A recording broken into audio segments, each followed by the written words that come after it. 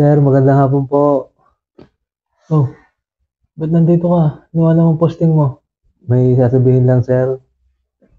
Oh, ano yun? Yung asawa niyo pala, sir. Kaibigan ng asawa ko.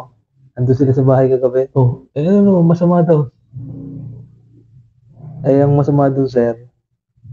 Nakita ko kayo kagabi. Kasama niyo yung isang LG natin. Estimitra. Sir. Oh, Hindi na mo. ako, sir. Salamat. Ang sadya ko, sir, magpapaalam ko sa inyo sa Juan. Ito kayo uuwi ng Rizal. Kaya hindi kita payagan. Isang araw sa talaga na bumalik at na mahaba nga yung pahinga.